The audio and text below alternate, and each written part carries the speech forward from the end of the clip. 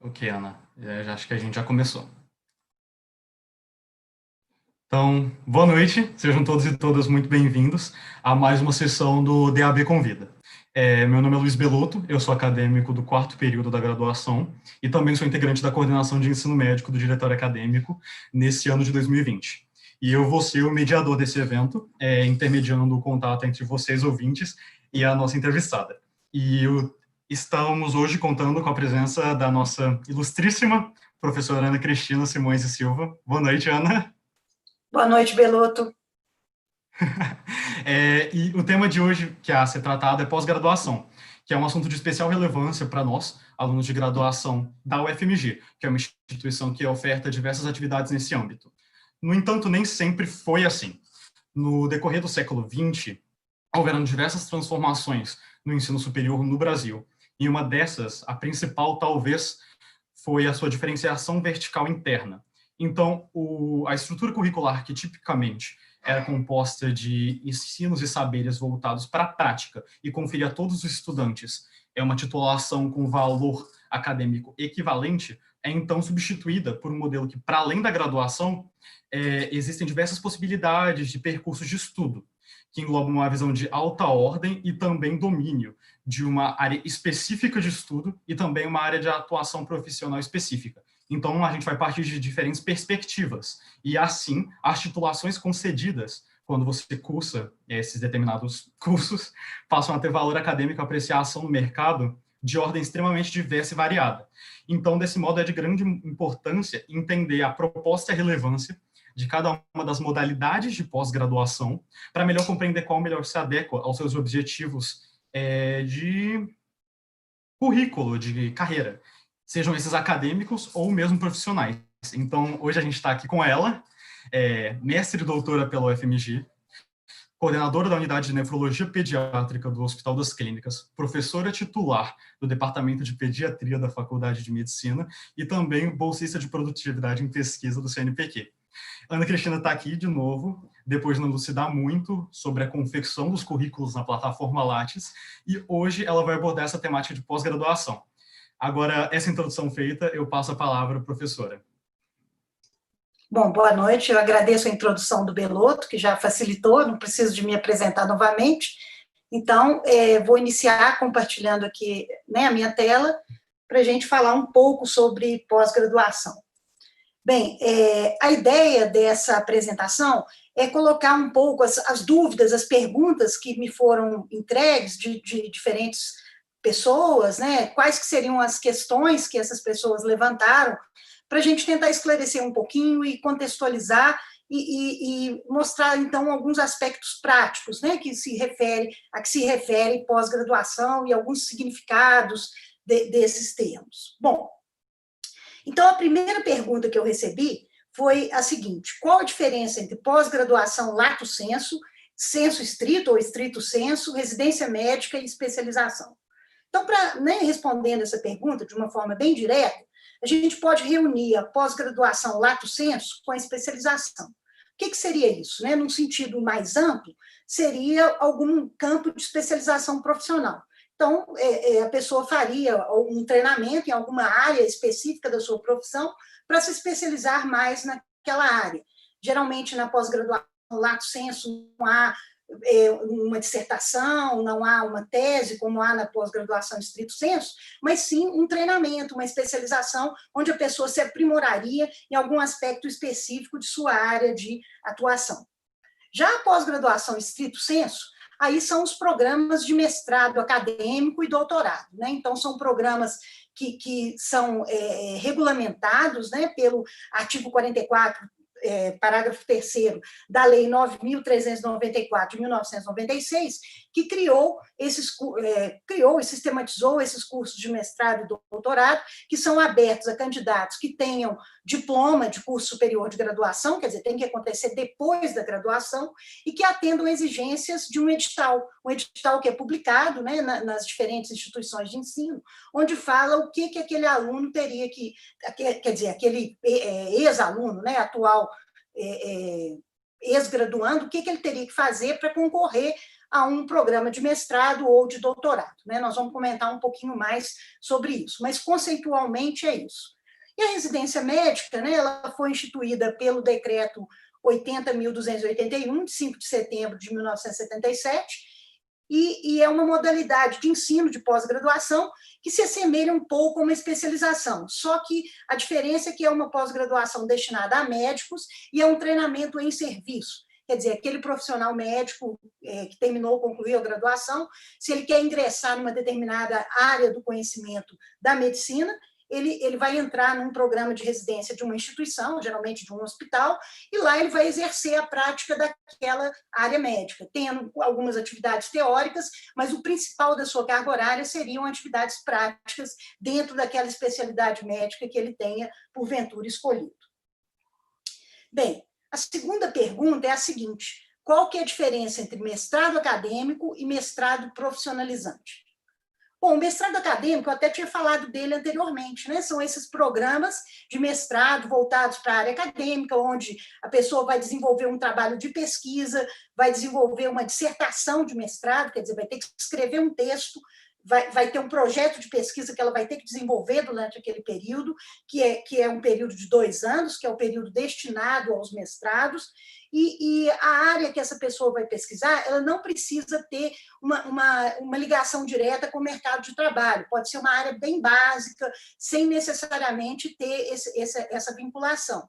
E outra coisa, é importante que essa área seja uma pesquisa nova, com alguma originalidade, para gerar uma publicação científica, né? Então, tanto o mestrado acadêmico quanto o doutorado tem como um alvo final a geração de produção intelectual, de publicação científica. Então, seria dentro dessa perspectiva. Por outro lado, o mestrado profissionalizante ele está mais vinculado ao mercado de trabalho. Ele quer que a pessoa desenvolva alguma técnica, claro que pode haver um conteúdo científico, mas a ideia é resolver problemas do mercado de trabalho. Então, é uma área mais técnica, onde a pessoa vai desenvolver algum conhecimento importante para aquela área de atuação e dessa forma, transferir esse conhecimento para uma prática. Então, ele tem muito mais um caráter prático de aplicabilidade do que o mestrado acadêmico. A duração do mestrado profissionalizante também costuma ser de 2 anos, pode ser menos.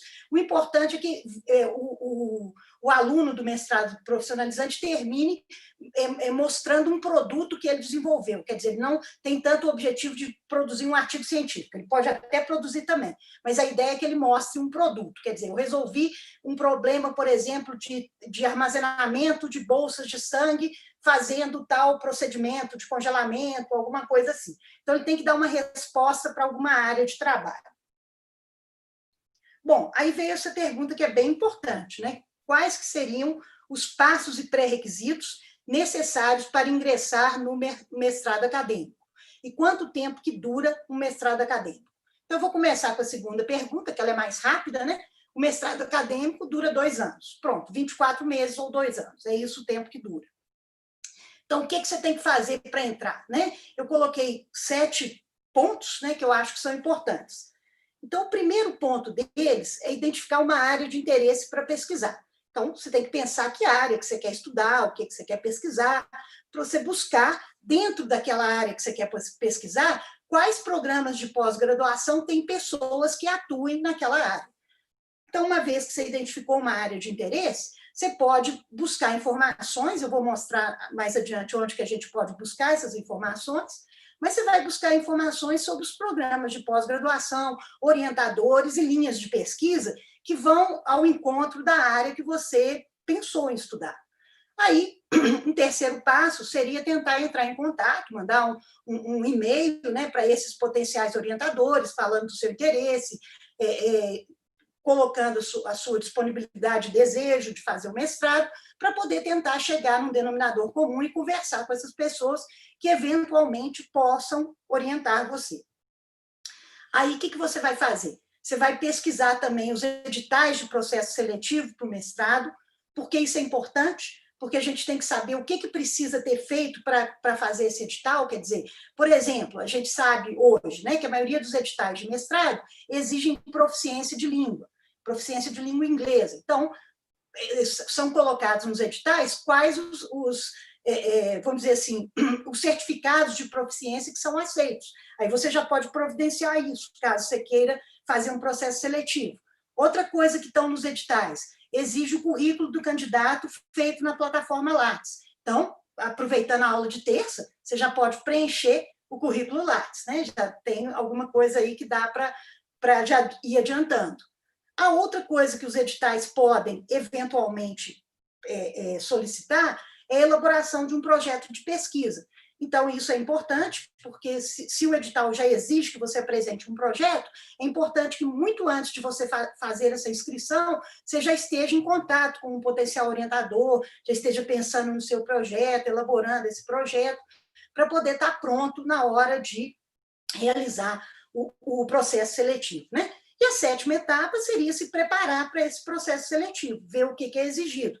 Se é uma arguição oral, se é a apresentação do projeto num tempo, por exemplo, de 10 minutos. Então, o edital vai te dizer isso tudo e você vai seguir essas normas e tentar estar o mais pronto possível na hora de fazer o seu processo seletivo para o mestrado. Bem, aí vem essa pergunta, né? Que eu coloquei só a pergunta, porque agora eu vou mostrar de uma forma bem prática como é que a gente acha as coisas no sítio eletrônico da pós-graduação. Então, a pergunta é: como obtenho informações sobre os programas de pós-graduação da Faculdade de Medicina da UFMG? Como fico sabendo sobre as linhas de pesquisa existentes na Faculdade de Medicina? Então, vamos lá. Então, primeira coisa, a gente entra na página da medicina, né? Na página da medicina, a gente roda um pouquinho a barra, desce, vai ter aqui escrito pós-graduação, posso clicar aqui em pós-graduação, ou posso clicar aqui embaixo também, pós-graduação. Tanto faz, eu vou entrar no site da pós-graduação. Pronto, entrei. Aí, no site da pós-graduação, eu tenho uma parte geral do site, alguns avisos, algumas notícias, fala para a gente sobre exames de proficiência de inglês, qual que é o cronograma que você pode fazer no CENEX, né, no Centro de Extensão da Faculdade de Letras, que ela fornece esses exames de proficiência de inglês e fornece um certificado que vale por 3 anos. Então, aqui a gente clica e acha esse calendário. A gente pode procurar saber sobre disciplinas isoladas, o que é isso? São matérias que eu posso fazer sem ser aluno de pós. Eu posso tentar uma vaga, cursar essa disciplina, passar, ganhar créditos, e quando eu entrar na pós, eu simplesmente valido os créditos dessa disciplina que eu fiz. E aí isso vai me adiantar a vida, porque eu preciso fazer um certo número de créditos durante a minha pós-graduação, e eu já posso adiantar isso nesse momento. Bom, outra coisa que esse site tem é todos os programas de pós-graduação que tem na Faculdade de Medicina, né? Então, aqui, se a gente clicar nesse sinalzinho de mais, vai aparecer todos os programas de pós. Conforme o programa, eu posso pensar se é uma área que me interessa ou não. Então, por exemplo, mostrando isso mais especificamente, são esses os programas da faculdade, né? Então, a gente tem ciências fonoaudiológicas, cirurgia e oftalmologia, infectologia e medicina tropical, medicina molecular, patologia, promoção e prevenção da violência, saúde do adulto, saúde da criança e do adolescente, saúde pública, saúde da mulher. Eu posso clicar qualquer um desses programas para obter mais informações, né? Aqui essa seta ficou deslocada, era para estar aqui, saúde da criança e do adolescente, porque, afinal de contas, é o programa da pediatria, né? Então, vou ter que mostrar o meu programa de origem, né? Então, vamos lá, entrei no programa da pediatria. Então, esse é o site específico do programa de pós-graduação em pediatria. Primeira coisa que aparece é o objetivo, né, do programa, um histórico breve do programa, enfim, algumas informações gerais que a gente vai obter, né? E, claro, a gente vai poder navegar nessas outras informações, saber quem são os professores, quais são as linhas de pesquisa, como que é o processo seletivo, saber a história, saber quem são os coordenadores, os membros do colegiado, enfim. A gente pode ter uma série de informações que a gente vai obtendo. Então, aqui, mostrei o objetivo do programa, que o objetivo principal é a formação de pesquisadores para o estudo da saúde da criança e do adolescente, e vou entrar a seguir nas linhas de pesquisa. Quer dizer, quais áreas do conhecimento dentro da pediatria são estudadas nesse programa, tem orientadores que pesquisam nessas áreas. Então, aparecem aqui, então, 12 linhas de pesquisa, né? Não vou ficar lendo todas, mas vocês podem navegar e ver isso claramente. Aí, de acordo com essas linhas de pesquisa, você pode escolher uma área que te interesse mais, né? Então, por exemplo, se você gostar de distúrbios do rim e do trato urinário, você vai para essa área aqui. Se você gostar de aspectos gerais do ensino e da assistência, você vai por essa área aqui. Enfim, tem uma série de áreas, né? E aí você pode ver essas áreas e pensar qual que seria do seu interesse. Outra coisa importante é ver como que é o processo seletivo, né? Então, aqui, a gente entra e acha informações sobre o processo seletivo. E aqui vai ter processo seletivo regular, mestrado e doutorado. Vai mostrar para a gente o último edital. Quando a gente clica aqui nesse mais, vai aparecer o edital. E a gente pode baixar esse edital, formato PDF, ler com calma, mas o fato é que vai aparecer. Aí a gente escolhe o ano, né, 2020, vai clicar aqui, e aí tem acesso, então, ao edital, que vai explicar, desculpa, que vai explicar direitinho como que é o processo seletivo, né? Esse ano tem uma retificação falando que os editais vão ser realizados de forma virtual, quer dizer, pode inscrever, vai fazer o processo seletivo, só que vai fazer de forma virtual, porque não está podendo ter ainda reuniões presenciais, então vai funcionar dessa maneira. Mas aqui vão, se vocês entrarem tanto no site aqui da pediatria, quanto em outros, né, em outros programas de pós, vocês vão encontrar todas essas informações para cada programa. Aí, a gente pode querer saber quais disciplinas que esse programa oferece. Clica nas disciplinas e aparecem as disciplinas. Pronto, está tudo aí. Aí, a gente resolve escolher uma determinada disciplina. Eu vou escolher a que eu dou, métodos experimentais aplicados à pesquisa clínica. Apareceu ela. Aí, se eu clicar nesse mais, aparece rapidinho a ementa da disciplina, assim, bem resumida. O que é disciplina objetiva, né? Então, no caso dessa disciplina, é uma disciplina teórico-prática que aborda os principais métodos experimentais utilizados em pesquisa na área de saúde e discute sua potencial aplicabilidade. Então, esse é o objetivo dessa disciplina. Aí, se eu quiser saber mais coisa, eu posso vir aqui saber quem são os professores desse programa de pós, quem que orienta nesse programa de pós. Aí aparece todos os professores em ordem alfabética. Aí, se você escolhe um determinado professor e clica nele, né, claro que eu coloquei eu para não expor ninguém, então aparece o quê? O currículo Lattes da pessoa. Puf, pronto, vai aparecer o currículo Lattes e aqui está as informações daquele professor que constam do currículo Lattes, né? Então, aí você vai poder saber o que ele pesquisa, o que ele faz, enfim, e ver se pode ser um potencial orientador seu ou não. Então, visto isso, né, quer dizer, isso que eu mostrei com o exemplo do programa da pediatria, eu poderia usar qualquer outro programa da faculdade, ciências aplicadas à saúde do adulto, medicina molecular, cirurgia, oftalmologia, enfim, eu poderia, infectologia, medicina tropical, eu poderia navegar em qualquer desses programas e olhar todas as informações que eu mostrei, corpo docente, disciplinas, então você tem acesso a todas essas abas e essas áreas dos programas e pode pensar em qual que se adequaria mais aos seus interesses, aos seus desejos, né? Então, veio essa pergunta agora, que é bem oportuna, né? Posso fazer alguma coisa para agilizar meu tempo de titulação em um mestrado acadêmico? Claro que sim. Quanto mais coisas você fizer antes de entrar no mestrado, mais rápido você pode terminar esse mestrado. Qual que é o tempo mínimo de terminar um mestrado? Né? Não tem essa pergunta, mas eu acho que ela é importante. O tempo mínimo é 1 ano. Então, em 1 ano, você pode terminar, defender sua dissertação e obter o seu título de mestre. O que você pode fazer para agilizar? Pode fazer aquelas disciplinas isoladas de pós-graduação, que eu havia comentado. Fazendo isso, você já obtém créditos, é só validar esses créditos, quer dizer, fazer um documento que formaliza isso, você já vai tendo seus créditos. Você pode já aprovar o seu projeto nas instâncias institucionais, né, que é a Câmara do Departamento, muitas vezes você tem que aprovar no hospital, se envolver doentes, né, do Departamento de Ensino e Pesquisa do Hospital das Clínicas, e no Comitê de Ética da UFMG. Se você fizer toda essa burocracia antes, você já ganhou muito tempo também. Coisa que você pode fazer também, Uma vez aprovado, né, no comitê de ética, você pode iniciar suas coletas de dados, mesmo que você ainda não tenha ingressado oficialmente no mestrado, porque você já tem o aval ético para fazer o trabalho.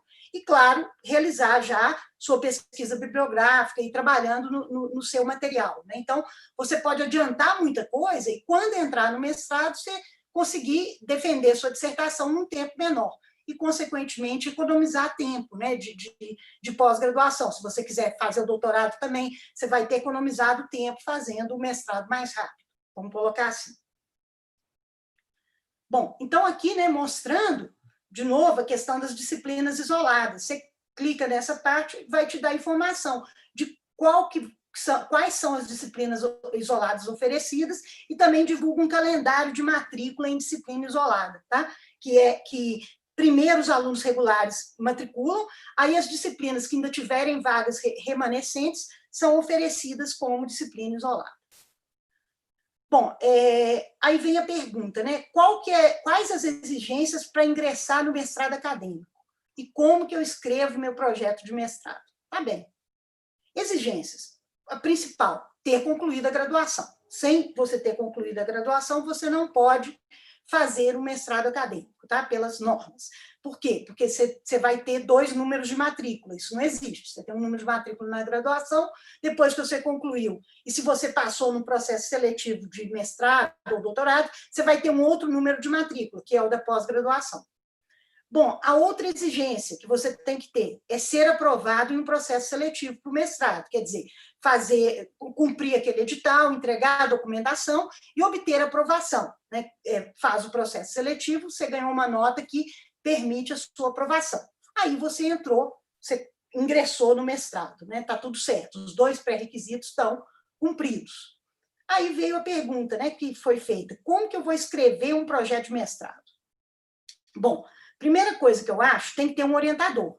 É muito difícil você escrever pela primeira vez um projeto, né, que muitas vezes o mestrado é o primeiro contato que a pessoa possa estar tendo com pesquisa, escrita de projeto, né? Claro que ela pode ter feito uma iniciação científica e ter tido contato com essas coisas, claro que pode acontecer, mas muitas vezes ela não teve, então pode ser a primeira oportunidade que ela está tendo de escrever um projeto. Então, é muito importante que haja um orientador, porque esse orientador vai dar as diretrizes, vai realmente guiar essa pessoa na escrita do projeto. Outra coisa que ajuda é ler outros projetos de mestrado, porque eles servem de exemplo. Você tem uma ideia da estrutura, de como que se escreve, enfim. Então, isso é uma coisa que ajuda bastante. E, claro, você tem que fazer uma pesquisa bibliográfica sobre o tema do seu mestrado, porque é importante que você esteja atualizado, que você coloque as coisas relevantes a esse tema. E a outra coisa importante é verificar se o edital tem alguma exigência em relação à estrutura do projeto, no sentido de falar, o projeto tem que ter, por exemplo, 10 páginas, tem que ter 20 referências no máximo, tem que ter os seguintes itens: introdução, justificativa, material e métodos e cronograma. Então, no edital vai estar escrito especificamente como que esse projeto quais os itens que devem estar nesse projeto, quer dizer, que o projeto tem que constar de tais e tais itens. Então, isso também é importante na hora de escrever o projeto de mestrado. Então, eu acho que essas 4 coisas a gente tem que estar bastante ligados nela para poder conseguir escrever bem um projeto de mestrado. Bom, aí a outra pergunta, né, a pergunta de número 7, foi a seguinte: quais as principais diferenças entre o mestrado acadêmico e o doutorado? Bem, então, em relação ao mestrado acadêmico, né, ele é a primeira experiência do aluno numa pós-graduação estrito sensu. Então, a gente entende que esse aluno ele não vai ter, vamos dizer assim, tanta bagagem científica quanto um aluno de doutorado, né? Porque é a primeira vez que ele está, teoricamente, né? Pode ser que ele até tenha, que ele fez uma iniciação científica fantástica durante a graduação e tem essa bagagem, mas nem sempre é o que acontece.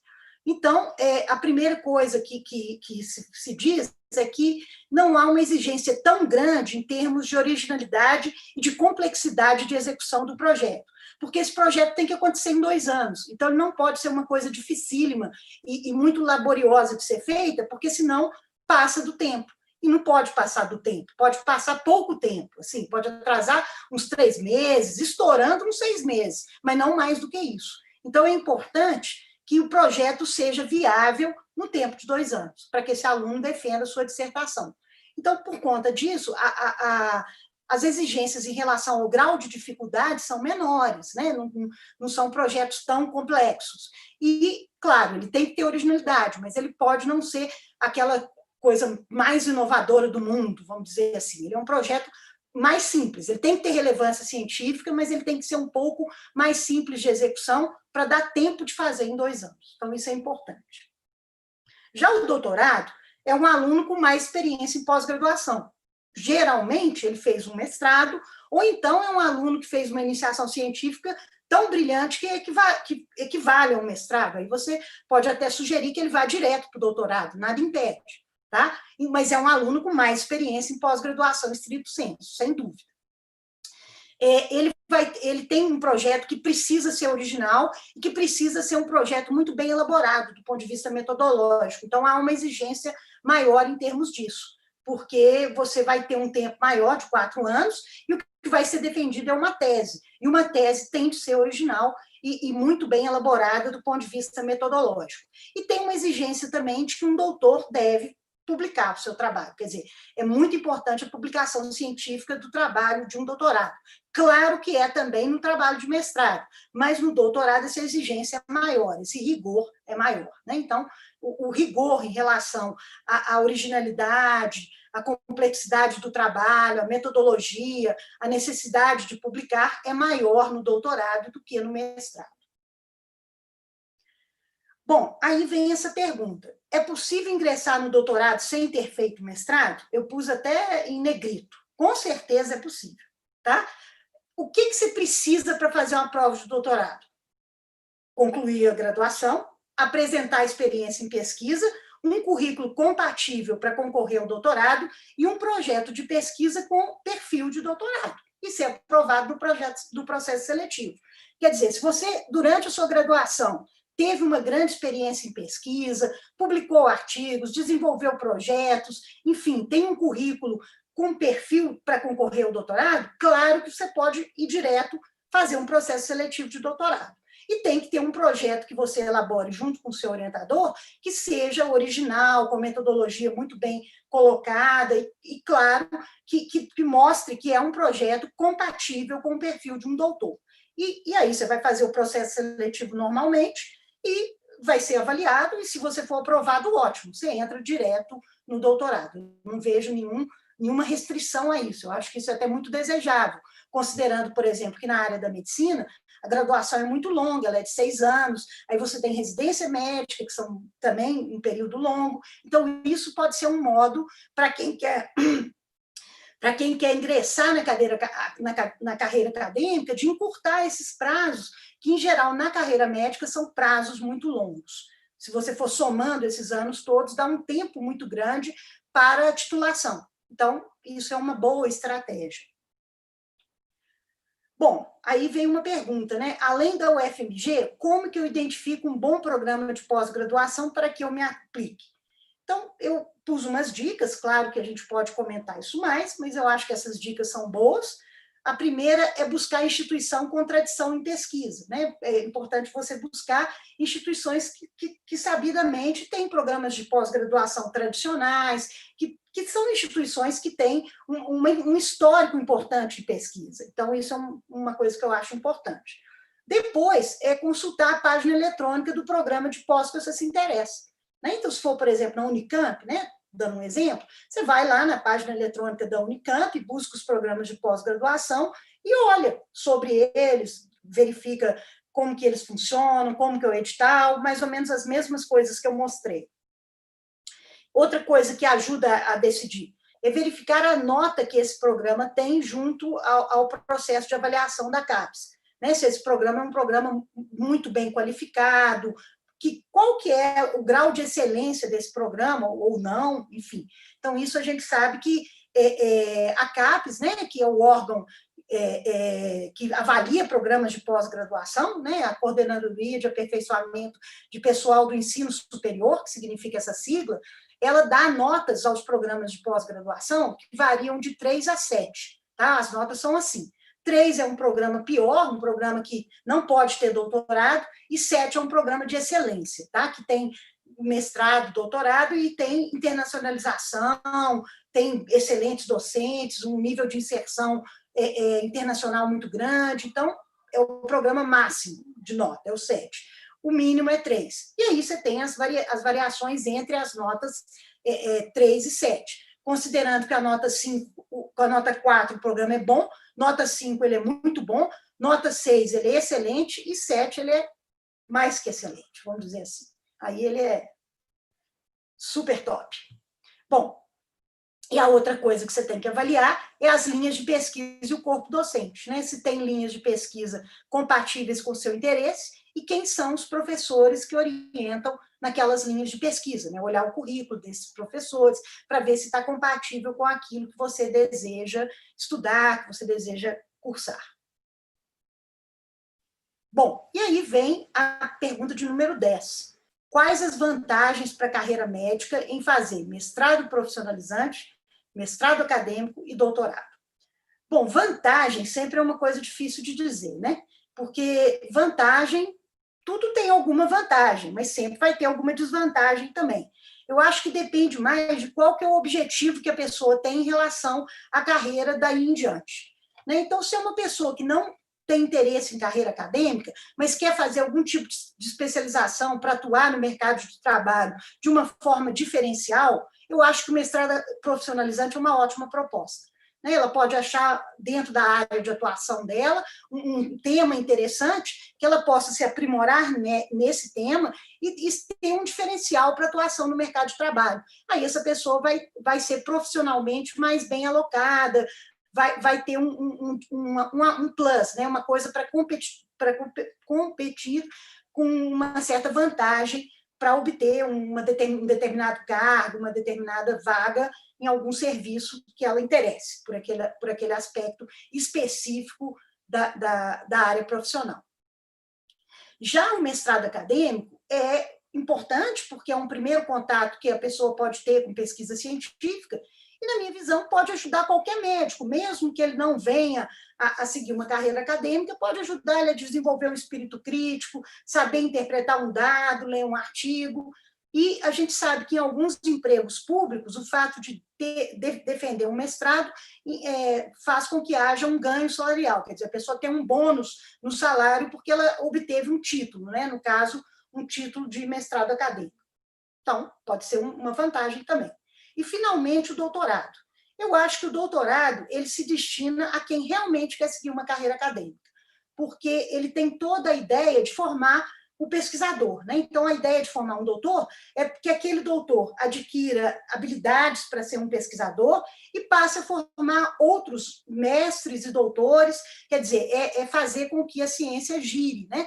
É você dar àquela pessoa uma série de habilidades e tudo que ela vai perpetuar aquela área de atuação, aquela área científica, ela vai ter o seu nicho de atuação, então ela vai construir a sua carreira. Eu acho que o doutorado se destina, sim, a quem quer seguir uma carreira acadêmica. Bem, as 10 perguntas eram essas, então agora fazer um agradecimento, né? Agradecer novamente a coordenação do ensino médico do DAB pelo convite muito gentil de poder fazer essas 2 palestras, né, tanto sobre o currículo Lattes quanto sobre pós-graduação. Eu acho ótimo falar sobre isso, porque eu acho que é uma coisa que é pouco discutida com os alunos de graduação, eles têm pouca noção de que isso existe ou como é que funciona, então é uma oportunidade muito boa, eu agradeço, principalmente a Catarina Lanza, que foi quem fez pessoalmente o convite, mas claro que a todos os outros membros, né, a Giovana, o Átila, o Luiz Belotto e os demais membros, o José Henrique e a Úrsula, que ajudaram a fazer o layout dessas aulas, me ajudaram a fazer ficar bonito, e a todos os demais membros que apoiaram essa iniciativa. Muito obrigada, eu passo a palavra para o Belotto fazer as perguntas que eu terei muito prazer em responder. Beleza, muitíssimo obrigado, Ana, foi muito esclarecedor, como sempre. E agora eu vou começar a ler as perguntas que foram elencadas. Então, o André perguntou primeiramente, como é o processo de escrita do projeto de mestrado e dá para fazer sem ter nenhuma experiência como aluna de C? Dá para fazer sim, né? Comecei da segunda pergunta, você vai aprender a fazer, não é nenhum mistério, né? E o processo de escrita, no caso de você não ter nenhuma experiência prévia, vai ter que contar muito com a participação do seu orientador, quer dizer, ele vai ter que te falar, olha, seguem esses itens, você deve pesquisar dessa forma, vai te dar projetos escritos para você ver o estilo, a estrutura, mas com certeza é possível, né? Não é todo mundo que teve uma boa experiência de iniciação científica, né? E que teve a oportunidade, vamos dizer assim, de escrever projetos, escrever textos. Não tem problema, pode aprender depois. É super tranquilo. Eu não vejo isso como um empecilho, vamos colocar dessa maneira. Certo. O Átila, logo em seguida, falou: Ana, eu vejo alguns amigos com mestrado na Europa, mas que não são validados aqui no Brasil. Isso acontece? E, para além disso, ele pergunta: compensa ir para o exterior no mestrado ou seria melhor esperar o doutorado ou o pós-doc? Tá, então vamos. A primeira questão é sobre o mestrado feito fora e a questão da validação. Isso acontece sim. Qualquer pós-graduação que você faça fora do país, você vai ter que procurar um programa de pós no país para validar aquela pós-graduação. Então, você vai passar por uma tramitação burocrática, que é aquele programa de pós do país avaliar o seu material e ver se ele é compatível com uma pós-graduação feita naquele local, naquele programa, né? Então, um exemplo que vou dar um exemplo lá da pediatria, a gente recebeu um pedido de uma pessoa que fez um mestrado na Espanha, mandou o trabalho, mandou o material, a gente estudou o material, viu que era um material em pediatria, compatível com o programa nosso de pediatria e validou. Mexe uma burocracia, mas funciona, faz. Mas demora um tempo para a pessoa ter o título, tem toda uma tramitação burocrática. Passa primeiro no programa de pós, que é similar à área que a pessoa estudou, então o colegiado desse programa vai aprovar ou não, se não aprovar, acabou o processo, se aprovar, vai para frente, aí vai para a pró-reitoria de pós-graduação, que vai aprovar ou não. Aí o processo fica registrado e a pessoa obtém aquele título nessa instituição. Tá? Então, isso é ok. Em relação à pergunta, né, sobre sair para fora no mestrado, ou no doutorado, ou no pós-doc, eu acho que sair para fora para fazer um mestrado talvez não seja a melhor estratégia, porque eu penso que é melhor você sair para fora quando você já tem uma bagagem maior de pesquisa, uma autonomia maior, que eu acho que você vai ser mais bem sucedido fora. E no caso do doutorado, tem uma oportunidade interessante, que é o chamado doutorado sanduíche. Você faz um período fora do país, onde você aprende uma técnica, uma metodologia, mas você vai defender a sua tese no país. Quer dizer, você entra no programa, cursa disciplinas, começa seu trabalho, faz alguma coisa com algum colaborador do seu orientador, né, um professor de fora, você vai lá, trabalha, faz alguns experimentos, desenvolve alguma técnica e depois você volta e defende o seu trabalho no país. Então, isso no doutorado funciona muito bem, que é o doutorado sanduíche. E o pós-doutorado é uma experiência muito boa também, que você já vai com, às vezes, uma bagagem de pesquisa mais consolidada, já sabe exatamente o que você quer fazer, já tem autonomia. Então, uma experiência também que eu acho muito interessante de ser feita fora do país. Só completando um pouquinho isso, o que está limitando hoje para essas experiências fora do país é a restrição orçamentária que a pós-graduação tem vivido, né? Então, infelizmente, a gente tem tido pouco fomento para esses fins, né? Então, está muito difícil, mas pode ser que melhore, né? A gente reza, acredita, sei lá. Pois é, nosso sonho também. Professora, agora eu vou casar duas perguntas. A primeira é da Michele, que eu acho que a senhora já abordou, ela deve ter perguntado antes, que é: o aluno de graduação consegue fazer disciplinas isoladas? E o Carlos Eduardo, em seguida, perguntou: essas matérias contam como eletivas para a graduação? Bom, o aluno de graduação não consegue fazer disciplinas isoladas. Ele tem que formar primeiro. Infelizmente, não tem muito como do ponto de vista formal né, da UFMG. Pode ser que em outras universidades consiga, tá? Essa resposta é específica, que eu estou dando é específica para a UFMG. A gente não consegue hoje que um aluno de graduação consiga fazer as disciplinas isoladas, tá? Isso não tem muita forma, né? Agora, ele pode fazer algumas atividades durante a graduação que possam ser formalizadas em crédito. Isso pode. Por exemplo, ele participou de um simpósio que é muito importante na área de pesquisa dele. Aí ele faz uma justificativa, uma carta, mostrando, olha, isso aqui tem tudo a ver com o meu projeto de mestrado, eu participei, eu apresentei trabalho, e o orientador dele faz também uma justificativa disso, entrega no colegiado, e o colegiado pode atribuir créditos àquela atividade. Quer dizer, dá pontos como se fosse uma disciplina. Isso é muito usual. Né? A gente pode dar até 3 créditos para esse tipo de coisa, que chama tópico ou tarefa especial. Então, isso é um jeito que o aluno de graduação teria para obter crédito. Né? Mas, por exemplo, se ele já formou e estiver na residência, aí ele pode. Né? Então, por exemplo, as pessoas que eu oriento, que entraram na residência há pouco tempo, uma coisa que eu orientei de cara foi faz disciplina isolada, e várias fizeram. Então, isso ajuda, né? Já vai adiantando as coisas, né? Quer dizer, dá para fazer disciplina isolada durante a residência. Às vezes não dá para entrar de cara no mestrado, porque a residência está mais apertada, mas você já pode fazer disciplina isolada, já pode escrever seu projeto, você já pode adiantando etapas, né? Isso é uma coisa que a gente sempre recomenda, para quem quer fazer, né? Uhum. E essas disciplinas contam como eletivas para os alunos de graduação, né? Foi a pergunta do Sim, Caju. sim, Do sim, Carlos Eduardo. sim. Certo. A Úrsula pergunta, Ana, como são os programas de pós-graduação fora do Brasil? Você o conhece? Conheço alguns programas, sim. A estrutura não é muito diferente, tá? Assim, tem matérias, tem que escrever projeto, é relativamente parecida a estrutura, não tem uma diferença muito grande em termos de estrutura dos programas, não. A ideia é mais ou menos a mesma, né? De você escrever um projeto, você submeter, fazer um processo seletivo, vai ser muito parecido nesses quesitos que a gente comentou, né? Claro, você vai ter que dominar bastante a língua daquele país, eles vão exigir que você comprove essa proficiência num nível mais elevado do que aqui, porque você tem que ser quase que um falante nativo daquela língua, né? E isso vai exigir mais.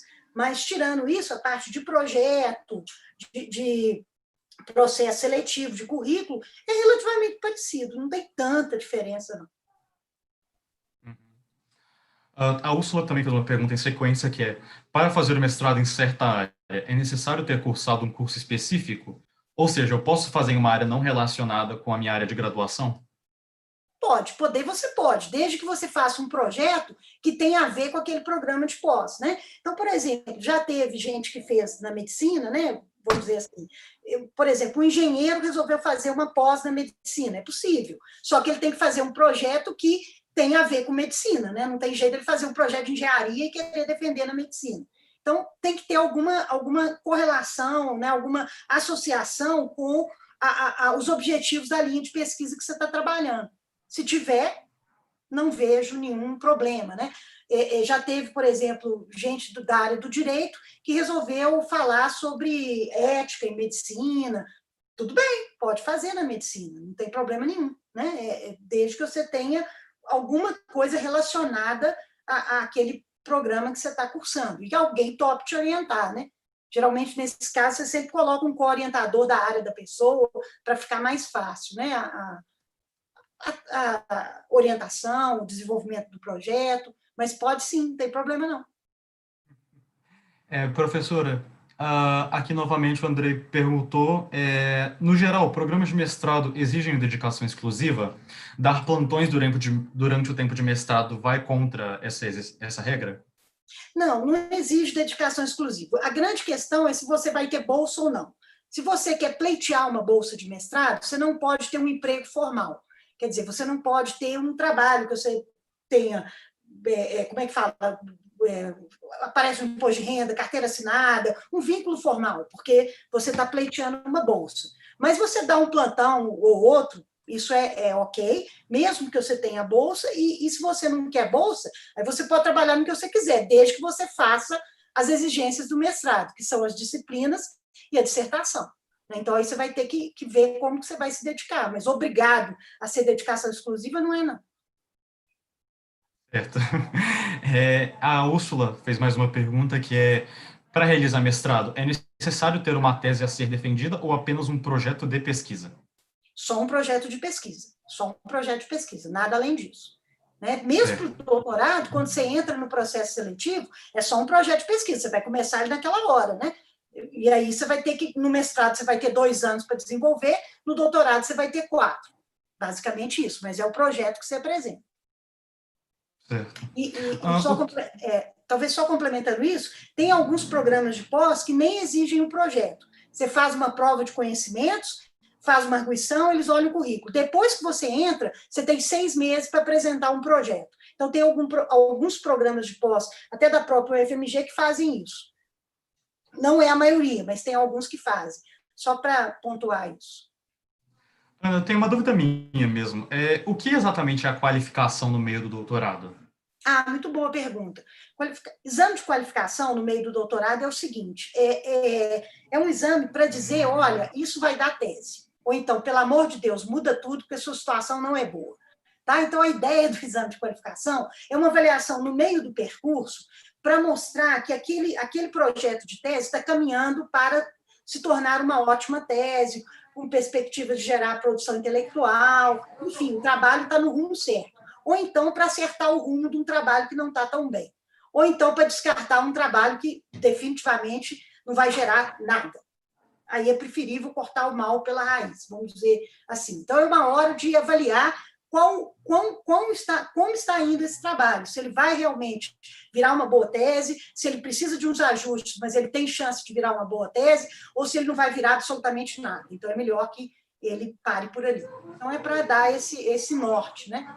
E tem uma vantagem nesse sentido, que o exame de qualificação ele é fechado ao público, então é só o aluno e a banca examinadora, então não tem constrangimento, porque é muito ruim, assim, felizmente eu vi isso poucas vezes na vida, a pessoa chegar no dia de uma defesa de tese e ser reprovada, com todo mundo assistindo. É horrível. Então, é muito melhor ter assim, alguns ajustes na qualificação, ou mesmo uma reprovação na qualificação, do que numa tese que já seria a etapa final. Né? Então, a qualificação é para tentar ajustar uma tese que não está bem, ou endossar uma tese que vai muito bem, obrigado. Né? Vamos dizer assim. Certo, muito obrigado. A Nicole perguntou o seguinte: é possível fazer mestrado e residência médica ao mesmo tempo? É possível. Do ponto de vista formal, é possível, porque residência médica não tem número de matrícula. Então, não tem nenhum conflito, você pode fazer. Esse é o ponto de vista formal. Do ponto de vista pessoal, é que a pessoa tem que avaliar se ela é capaz, se ela não é capaz. Né? Então, por exemplo, às vezes, né, algumas residências agora estão durando 3 anos, né? E o terceiro ano dessas residências é um pouco mais tranquilo. Então, atualmente, por exemplo, né, eu tenho 2 alunas de mestrado que fizeram o processo seletivo no final do segundo ano de residência, passaram e estão fazendo o mestrado agora, concomitante ao terceiro ano de residência. Estão indo muito bem, obrigado, sem problema nenhum, porque o terceiro ano é mais tranquilo. Então, isso é possível sim, mas cada um tem que avaliar. A gente até escreveu na pediatria um projeto que tentava colocar o terceiro ano como podendo isso ser formalizado, quer dizer, ter um terceiro ano integrado ao mestrado para quem desejasse, e com o projeto de fazer as disciplinas, um pouquinho no primeiro ano de residência, um pouquinho no segundo ano, e chegar no terceiro ano só para fazer o trabalho. Só que a Pró-Reitoria de Pós-Graduação não aceitou, porque diz que a carga horária da residência é muito grande. Aí, enfim, aí a gente só aconselha, chega no segundo ano, faz a prova, vai dar certo, e dá mesmo. Eu acho que é muito viável. E abrevia a formação médica, né? Que é muito longa. Você recomendaria doutorado também? Recomendaria sim, recomendaria sim. Se a pessoa tem um perfil para ingressar direto no doutorado, claro que eu recomendaria. E outra coisa Certo. também que pode, gente, a pessoa fazer primeiro a pós e depois a residência. Né? Eu tenho um aluno que é exatamente isso que ele está fazendo. Ele deve defender o mestrado por agora e ele depois vai fazer a residência. Ele preferiu esse caminho, que eu também não vejo nenhum problema. Uhum, com Né? certeza. Tudo pode. A Úrsula perguntou: os editais de mestrado incluem uma bolsa e elas podem acumular com a bolsa de residência? Não, não podem. Aí é a restrição. Quer dizer, O edital de mestrado inclui bolsas, sim. Geralmente, o número de bolsas não é suficiente para o número de aprovados, então você tem que ranquear os candidatos. Geralmente, o que os programas de pós fazem é avaliar aqueles que não têm renda, né, que teriam mais condição, somado qual foi a classificação deles no processo seletivo. Então, geralmente, estabelece esses critérios e vai dar as bolsas para quem se qualificar para. Mas quem tem bolsa de residência não pode ter a bolsa de mestrado ou de doutorado. Vai ter que ficar com a bolsa de residência. Que é melhor, bem melhor, né? Se tiver que escolher uma... Menos. Oi? E a de mestrado é muito menos que a de residência. Professora, a Bianca Jucadar perguntou o seguinte: professora, ter feito iniciação científica ou ter publicado durante a graduação influenciam no processo seletivo de mestrado? Com toda certeza, porque você vai pontuar, né? Você vai ganhar pontos pela publicação que você fez, pela pesquisa que você fez. Então, a sua avaliação curricular vai ser melhor do que quem não tem isso. Então, com certeza, sim. Não tenha dúvida. Uhum. Em seguida, a Renata Guiar pergunta: as disciplinas que devem ser feitas durante o mestrado têm que ser ofertadas dentro do mesmo programa que o mestrando está vinculado? Ou posso fazer disciplinas de um programa diferente dentro da UFMG? Pode fazer disciplinas diferentes de um programa dentro da UFMG. O que tem que ver, Renata, é a norma do seu programa. Tem programa que fala que você tem que fazer 60% dos créditos dentro dele e os outros 40% você pode fazer em disciplinas de outros programas. Tem programas que falam que você tem que fazer 70% dos créditos dentro do programa e os outros 30% em outros programas. Então, a única coisa que tem que ver é qual o percentual de créditos que o programa permite que você faça fora daquele programa. Porque isso é permitido, sim. Na maioria dos programas é em torno de 60-40 ou 70-30, mas é permitido, sim. Beleza. E a Catarina pergunta: professora, durante o doutorado, existe incentivo para a formação de recursos humanos para a docência? Bom, existem disciplinas que podem, vamos dizer assim, dar esse tipo de experiência, né? Então, existem disciplinas, por exemplo, que a pessoa pratica a docência na sua área de conhecimento, né? Do tipo, a gente tem uma na pediatria que as pessoas são colocadas para dar aula mesmo, em disciplinas da pediatria, e ganham créditos para fazer isso, e tem um professor que é tutor, que dá as orientações. Olha, ensina isso, ensina aquilo, enfim. É bem ok, né? E a pessoa tem esse treinamento, vamos dizer assim, mais específico para a docência, né? Então, tem sim, tem algumas disciplinas que fazem isso. E tem também algumas monitorias de pós-graduação, que também tem umas atuações nesse sentido, que estimulam a docência futura, né? Então, na pós, eu acho que seriam mais essas experiências, disciplinas de cunho mais prático na área de atuação e as monitorias de pós-graduação, que é semelhante à monitoria de graduação. Entendi. Saúde com o Lu, eu acho que é um perfil, perguntou: uma pessoa que pensa em fazer mestrado e posteriormente doutorado consegue ou pode conciliar com uma experiência médica de campo, que é atuar em plantões, clínica, etc.? Eu acho que depende da pessoa, consegue, na minha opinião, consegue, né? Assim, depende do perfil da pessoa, do quanto que ela se dedica, do quanto que ela aguenta fazer várias coisas. Isso é muito difícil de responder, né? Mas, na minha opinião, consegue. Ainda mais médico, que é treinado a aguentar tudo desde sempre. Eu acho que consegue. Certo.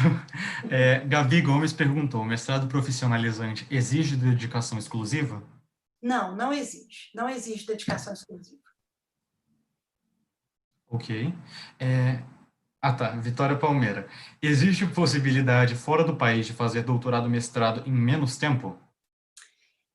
Bom, menos tempo existe até dentro do país, né? Depende do quanto que você já desenvolveu do seu trabalho e tudo. Mas, assim, a norma geral, no geral, para doutorado e mestrado é tempo máximo. 2 anos de mestrado, 4 anos de doutorado. O que acontece fora do país? Fora do país quase não tem tanto programa de mestrado. A maioria das pessoas vai direto para o programa de doutorado. Então, isso abrevia o tempo. Mas é claro que a pessoa que vai ingressar direto no programa de doutorado, ela tem que ter um perfil compatível.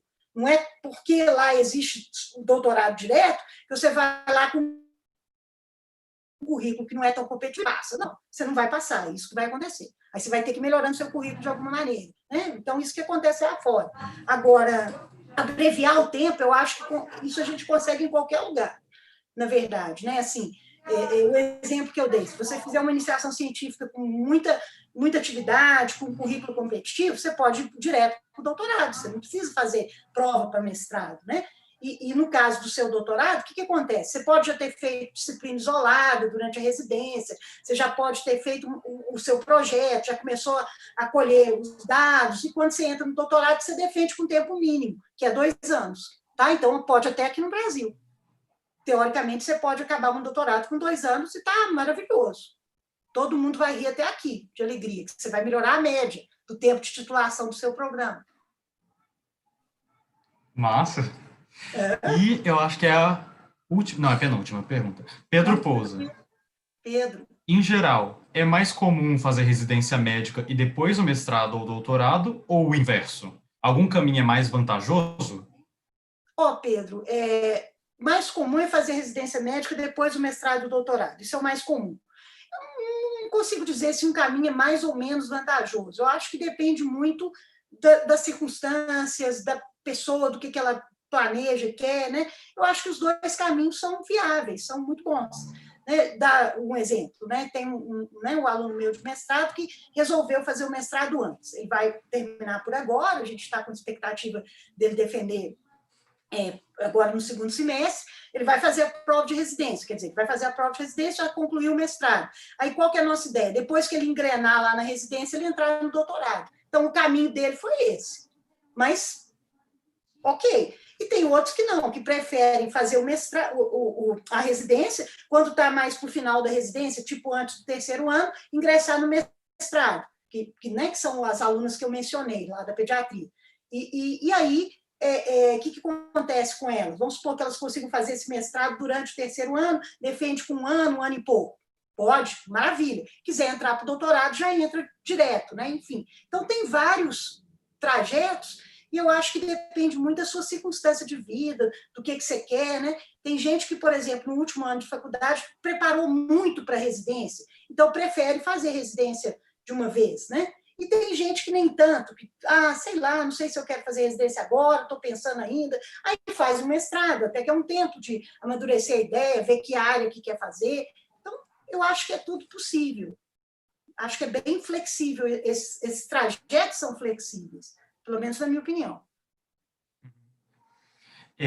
José da Silva pergunta, o edital é por linha de pesquisa ou por departamento? Tem como saber quais editais, linhas de pesquisa são mais concorridos?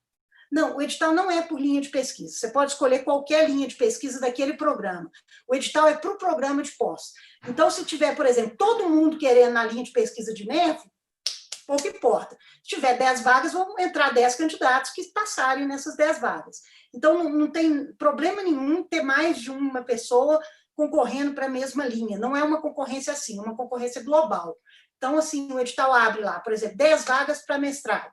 Você vai concorrer com, supondo que inscreveram 15 candidatos, você vai concorrer por 10 vagas com 15 candidatos. Pouco importa a linha de pesquisa deles, quem vai ser orientador, isso não vai ter tanto peso, não. Vai ter peso o seu projeto, seu currículo, e como que você vai sair na sua arguição oral, né? Aí, pronto, você entra. Certo. A Cláudia perguntou, quando eu considero o meu trabalho finalizado, eu marco a data de defesa da minha tese? Sim, com certeza. Geralmente, isso você e o seu orientador chegam, né, nessa versão final, geralmente, um pouco antes de você chegar na versão final, mas sabe que está acabando, você escolhe a sua banca, porque você tem que contactar as pessoas, ver quem pode participar, fala mais ou menos o período que você quer defender, né? Porque às vezes a pessoa está fora do país, está de férias, enfim. Então, você vai primeiro escolher sua banca e organizar essa logística, e depois você confirma essa data e entrega esse trabalho final para os membros da sua banca, marca a sua defesa, tudo direitinho. Agora, por exemplo, na pandemia, as defesas estão acontecendo de forma virtual. Tá? Então, é tudo marcado, tudo agendado, e aí todo mundo entra numa sala de reunião e faz a defesa. Né? Geralmente não tem ninguém assistindo, né? Mas faz a defesa. vira mestre, vira doutor, né? Depois festeja, ora. Nem que seja sozinho. Pois é. É, A Renata Guiar perguntou, Ana, é permitido fazer as disciplinas durante a residência, mesmo não tendo o número de matrícula? é permitido, não tem problema nenhum. Disciplina isolada você pode fazer durante a residência. Depois que você matricular no mestrado ou no doutorado, você valida os créditos daquela disciplina. Você recebe tipo um certificado que você cumpriu, cursou a disciplina, aí você apresenta esse certificado junto com o formulário, entrega no programa de pós que você entrou, aí aqueles créditos são incorporados no seu histórico escolar. Não tem problema nenhum. Isso é muito normal. E muito desejado. Certo. Ana, eu acho que a gente concluiu as perguntas, então. Ah, foi bom. Né? Foi bem Foi bom. produtivo. Então, eu vou aproveitar esse último instantinho só para fazer o nosso jabá, né? Que, aproveitando esse espaço temático também, para fazer a propaganda da segunda mostra de residências, que o diretório vai estar desenvolvendo junto com o HC da UFMG. E nesse evento, alguns alunos da Faculdade de Medicina vão entrevistar os supervisores dos programas de residência do Hospital das Clínicas da UFMG para nos inteirarmos mais sobre as propostas e a prática da residência no HC. Daí, por fruto das adversidades, a edição desse ano vai ser virtual e vai ser aqui mesmo no canal do DAB UFMG, e vai ser em setembro, próxima liberação do edital do PSU. Daí, mais informações vão ser divulgadas futuramente. Então, acho que, concluindo finalmente, eu deixo aqui meu muito obrigado em nome do diretório, a você, Ana, pela sua disponibilidade, a dedicação na confecção das aulas, que foi espetacular, e também na atenciosidade com as dúvidas. Foram lives, digo por mim, e com certeza pelos outros, extremamente frutíferas, e também é sempre bom ter aqui você conosco. E, por último, muito obrigado a todos que nos assistiram, e espero que tenham gostado, e nos digam depois o que vocês acharam para a gente poder melhorar esse sistema de transmissão. Acho que por hoje é isso. Tchau, tchau, Ana. Muito Tchau, obrigado. obrigado. A gente Obrigada se a fala todos. mais tarde.